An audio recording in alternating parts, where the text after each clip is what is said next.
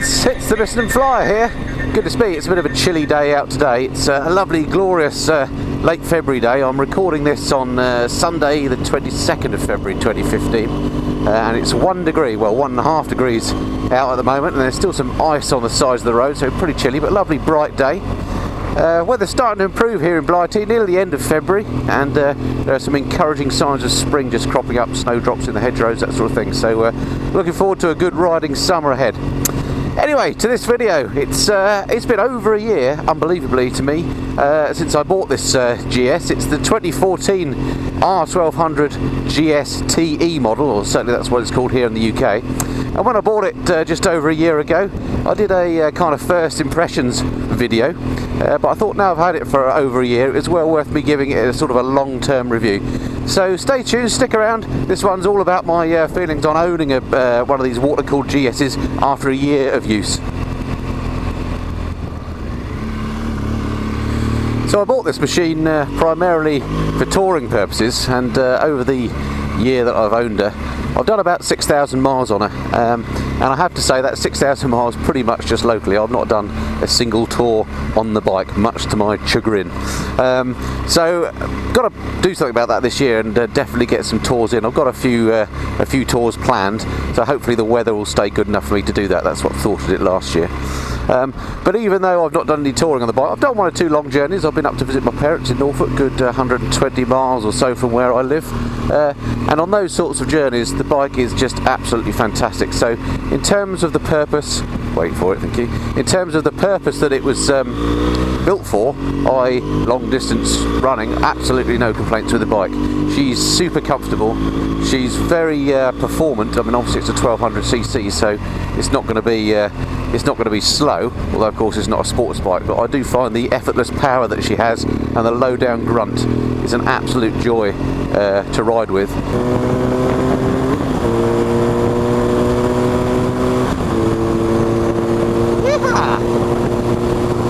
And then allied with that, not only does she go well, but she stops superbly. The Brembo brakes on it are the best brakes on any bike that I've ever ridden. It has ABS and traction control, of course, and one of the things I like about the bike is all the electronic gadgetry. But I have to say, the traction control, I've seen the light come on 3 or 4 times, so it's obviously been engaged when I've been on some loose stuff. The ABS I've never noticed cut in, and I've never seen any lights going on for the ABS except when it starts up.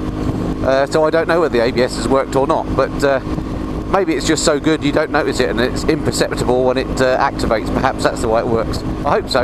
Anyway, I know ABS can be a bit controversial on bikes, but in my mind, you know, why wouldn't you have it? It's a safety feature. If it is imperceptible in use, which it may well be on this bike, certainly it is to me, then it's working a treat. So any other bike that I bought new, certainly I would look to have one with ABS. It's a great safety feature. Okay, so there's lots to talk about on the bike, both good and bad. This will be a no holds barred review. It's not just going to be praise. So I'm going to come up here, find my usual stopping place, or a stopping place, and I'll take you over the bike bit by bit and tell you what I like and don't like about her.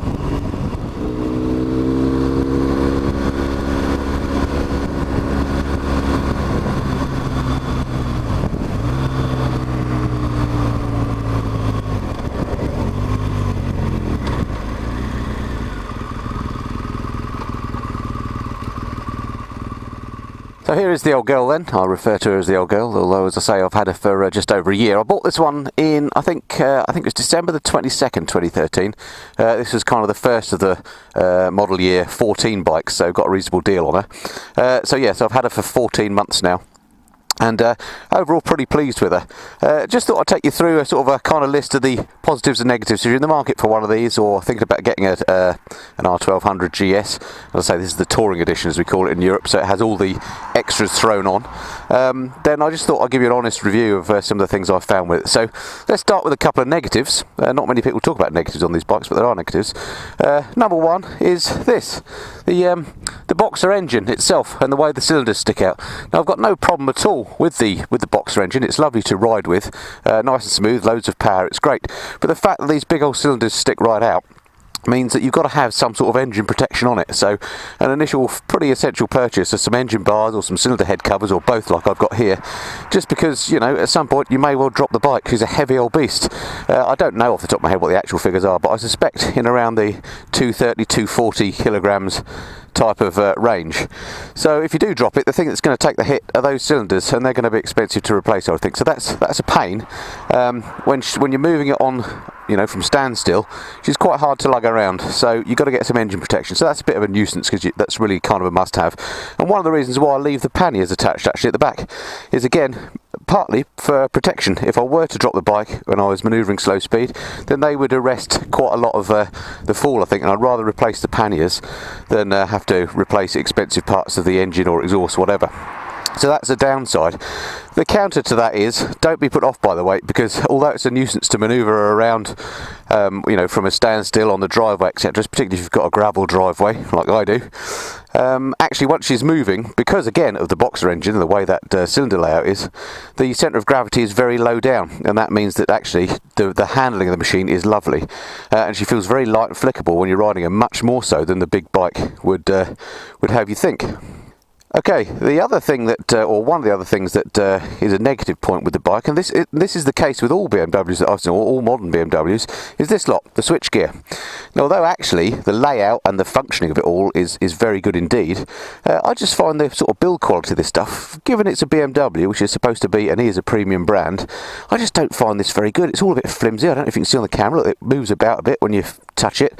The actual tactileness of it, because these are not, in my mind, real buttons, these are buttons that just press on printed circuit boards, the tactile feel isn't very nice. They're a bit sort of spongy, not very positive, particularly the indicators, and I just think that all feels a bit low quality, and for a premium machine costing the sorts of money that these do, I was a bit disappointed in that.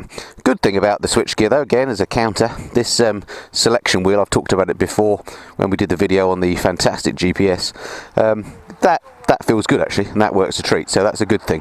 But generally the switchgear, and it's not just the GS, but all modern BMWs have very similar looking switchgear. It's just a bit, compared to, like, for example, my old Yamaha or even my current Honda, it's just not good quality. So that's a black mark there for BMW. Okay, again, another good point. Something I've talked about a lot in the past, and indeed I did a separate video on it. The BMW Navigator 5, fantastic piece of kit. You have to buy it separately. If you buy the TE version in Europe, then you have to specify this as an optional extra.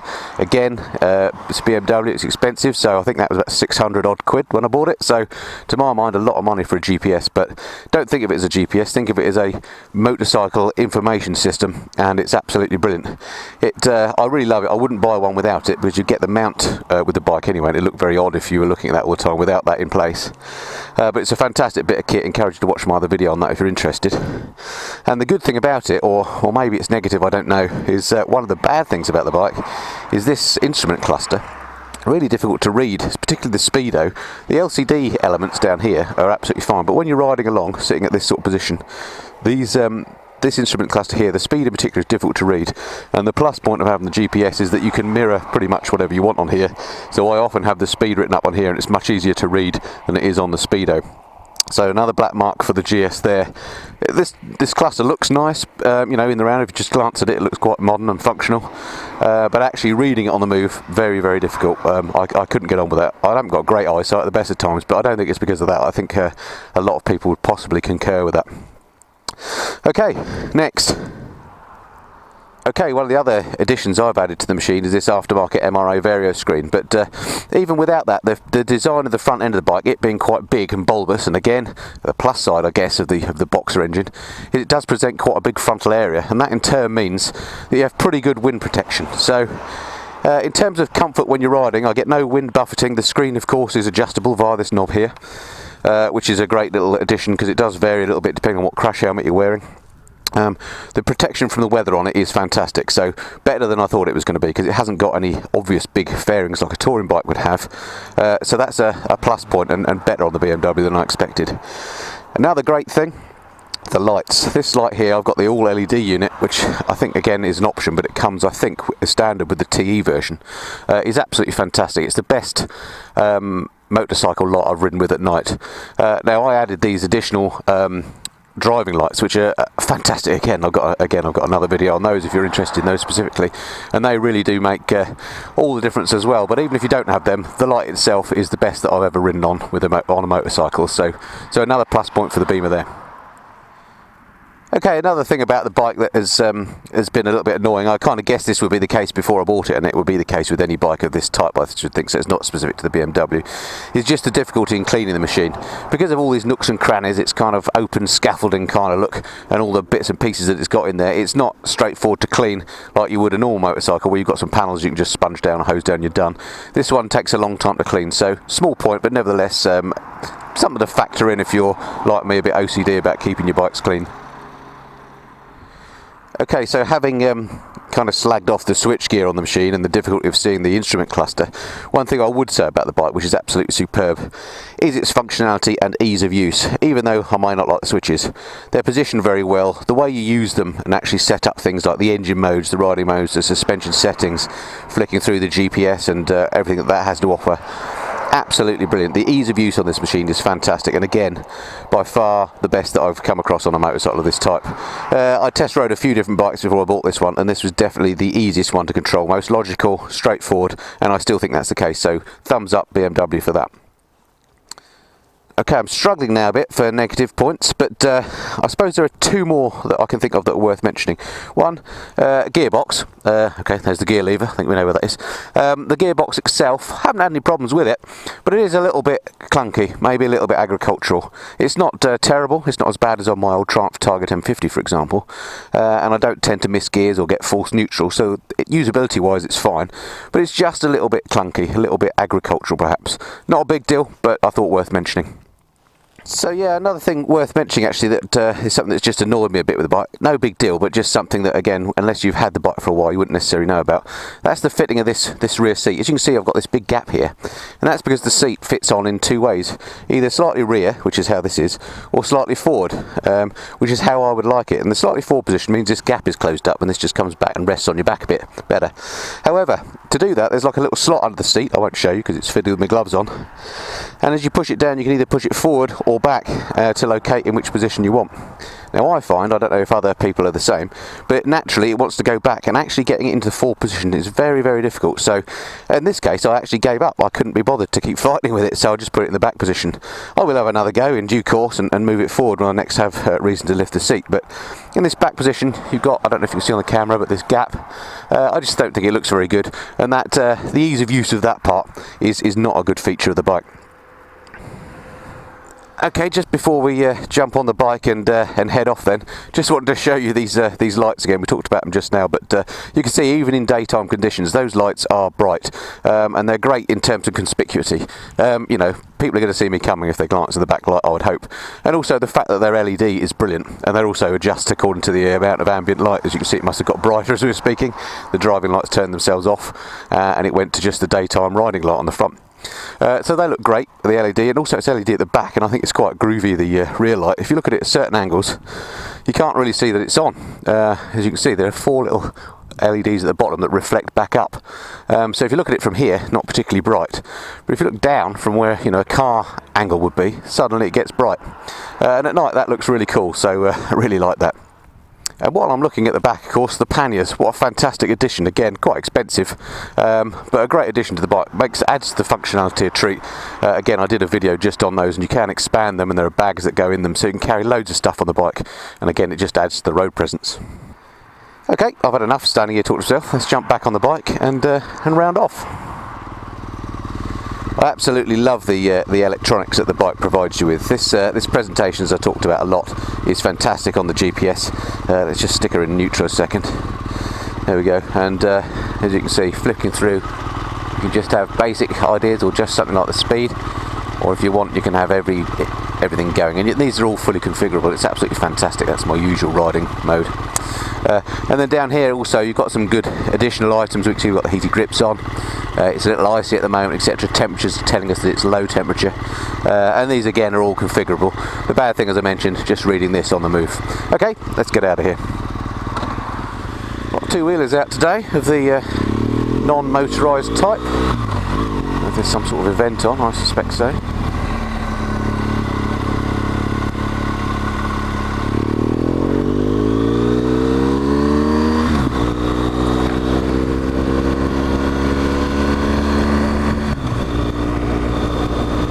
Okay, so just to round off this long-term review of the BMW then, I hope I haven't come across too negative, because I have to say, as an overall summary, I love the bike, but I'll come to that in a moment.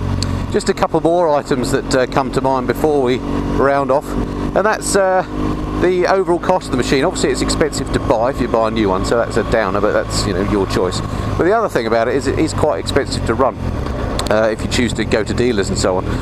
Because of course the bike is under warranty, I did go to the dealer for its first service, and I had those driving lights installed, and rather disappointingly they told me that the rear brake pads needed to be replaced, and that was after, you know, just the first 6,000 miles. And I thought that was quite surprising. You don't use your rear brakes that much, do you? So that was a bit rubbish, and the cost of that whole service, etc., came to something like £800. Now I know a big proportion of that was the supply and fit of the driving lights, so don't get me wrong, not all services on these bikes are going to be 800 quid. Certainly I hope not, because I'll be selling it very quickly if that were the case. But just generally, oh hello, this looks interesting on the road. Just generally, it is an expensive old beast to own. Not just in the purchase and the servicing, but the insurance was expensive. I think the best quote I got as somebody that's in his mid-40s, keeps it garaged in a relatively nice part of the world, I think, you know, I'm paying £400 to £500 insurance, fully comprehensive, and that's with 3 years no claims, so that was quite expensive, I thought. So don't go into these if you're thinking you're going to struggle to afford to run it, because trust me, you will, particularly if you've got other bikes as well. Now what's going on here? Weekend cyclists and horse riders, the bane of motorcyclists. Everybody's entitled to their hobby, but it does rather get in the way of mine. Let's go for it.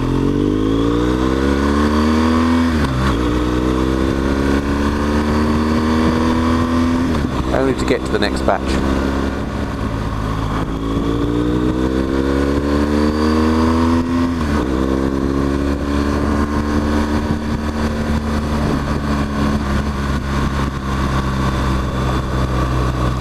I fitted the aftermarket Arrow exhaust on this, and I really love that. It sounds great. It's not too noisy that it's going to be fatiguing on a long run, but it just gives the bike a nice low rumble, so that's a good thing. Glad I added that. A few things that have surprised me about the bike. I mentioned earlier the switch gear I thought was kind of low quality from a tactile point of view. The other thing that surprised me a bit, and this might just be me being an insensitive numpty, but I love all the electronics, but when BMW brought the bike out, they made great play of things like the riding modes. It's got 5 or 6 different riding modes: normal, dynamic, rain, enduro, enduro pro, which all sounds great, and they, you know, changed the throttle response and the maximum horsepower available, the ABS settings, suspension settings, and so on while you're riding, depending on the conditions that you're riding in at the time. And that all sounds great, and I'm sure is. But I have to say, when I've changed the modes, which I do depending on the conditions, if it's rainy I stick it in rain, etc., I really don't notice that much difference between the way the bike rides. There may be a marginal difference, but you know, the difference that the bike felt between having the standard exhaust and then a non-standard in terms of extra power was far more marked to my mind than the difference between riding in rain mode and riding in dynamic. There is a difference, but it's not that huge. So again, if you think of buying one of these bikes because you fancy all the engine modes, yeah, that's a good plus, but don't buy it just because of that, because you're likely to be disappointed if you're anything like me. And on a similar vein, the other thing that surprised me about the bike is the dynamic suspension. On this particular model, it has the semi-active suspension that changes its settings as you ride, depending on how you ride. And there's no denying the bike is very, very comfortable. It always feels stable, set up. You know, I don't feel that the bike's trying to kill me at any point. It's always under control, which is lovely. And maybe that is down to that very clever electronic wizardry associated with the suspension. But again, you can change the suspension on the fly. You can change the settings from, you know, hard to soft and various points in between. But I don't find it makes that much difference. Again, it does make a difference, but it's not a huge amount of difference. So I've never tried that sort of thing on another bike, so I don't know if that's just the way BMWs do it, whether it's not very good on the bike or whether I'm just expecting too much. But if I go from fully soft, and it's on fully soft at the moment, I usually ride it on fully soft, and go to fully hard, there's not a whole lot of difference. It's nowhere near as hard as my street triple on fully hard, for example, and it's probably not as soft as my old Triumph Tiger was when it's on fully soft. So that was maybe a little bit disappointing. I'd be interested to hear if you've got one of these bikes already, what you think about the engine modes and the various settings, whether you agree that they don't make that much difference. Okay, so just coming into the splendid little Chiltern village or town of Wendover now. Love this place. I was here yesterday actually, and did a few tea shops and so on with the missus. Very pleasant too. Anyway, so yeah, that's about it for my long-term review.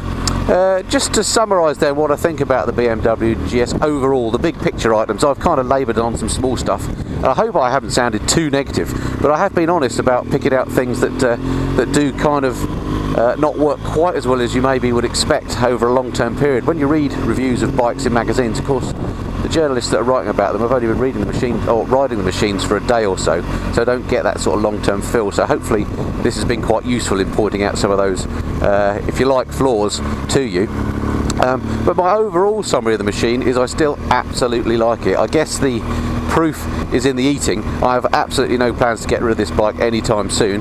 I fully expect to be doing another long-term review in a year's time to tell you what it's like having owned the bike for 2 years. The machine is comfortable, it's technologically laden, it's very powerful, it's competent. As an all-round bike in any weathers, it keeps you warm, it feels composed. The thing is a technical marvel. I really do rate the bike as a 4.5 out of 5, I think. Nothing's perfect, so that's why it doesn't get a 5, but I really do love it. So if you're at all interested in these bikes, I would encourage you to go out, get a test ride, have a ride on one, check out those things that I've pointed out that maybe aren't so good, but also focus on the things that are really great about this bike. I don't think there's another bike on the market that I want to replace this with at the moment. We'll see what the next few years bring as the manufacturers get their act together, but yeah, big thumbs up to me from me for the big GS. Fantastic bike. I shall be keeping it. I'm looking forward to riding it much more this year on some longer trips, and I hope to be recording those for you. So until then, look after yourselves, folks. Thanks for watching, thanks for subscribing. Very much appreciate all your positive comments. That's what keeps me making these videos. Look forward to speaking to you next time. Until then, this has been the Missenden Flyer. Cheerio.